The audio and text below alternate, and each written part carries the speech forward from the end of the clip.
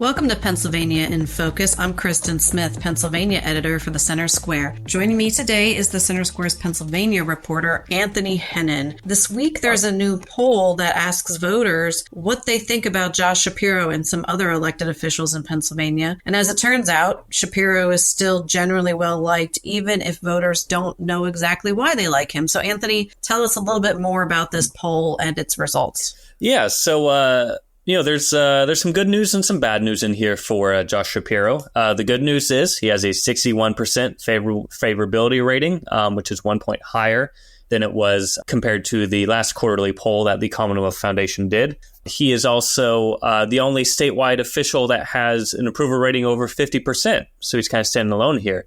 The bad news here, I would say, is two things. One, voters aren't quite sure when asked about any of his major accomplishments or what's really driving the appeal for him. So that kind of shows that, it's early on. The honeymoon period for the governor is still happening. And also, it's looking like if the economy starts going bad or if we don't really see a big boost here, his disapproval ratings could start to climb. So that's kind of the toss-up here for him. So when we're looking at what voters told the Commonwealth Foundation that they were concerned about, inflation was a big thing, the cost of living, generally the economy. And we're also looking, again, at younger Pennsylvanians.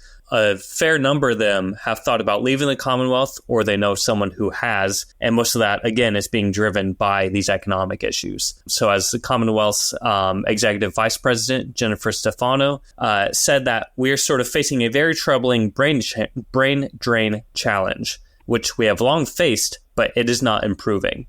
So that's kind of how it stands right now in Pennsylvania and how things are looking for Governor Shapiro. So given that the poll's criticisms regarding his economic impact, your article goes into some of the things that the administration has done to counter this, because they are also acutely aware that we have a workforce problem. Yeah, so it seems like whenever Shapiro pops up anywhere where he's giving any sort of public talk, he's emphasizing his focus on the economy. On the campaign trail, when he was running against Republican contender Doug Mastriano, he argued that he would prioritize economic growth by cutting red tape, reducing taxes, and fostering innovation. He's pointed to, since Shapiro came in office, $1 billion in private sector investment that's been announced. And this week, Shapiro also announced that he's working on a statewide economic development strategy that would make Pennsylvania, quote, a national leader in economic development and innovation.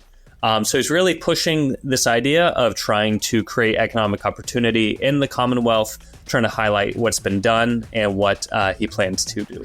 Listeners can keep up with this story and more at thecentersquare.com. For Anthony Hennin, I'm Kristen Smith. Please subscribe and thanks for listening.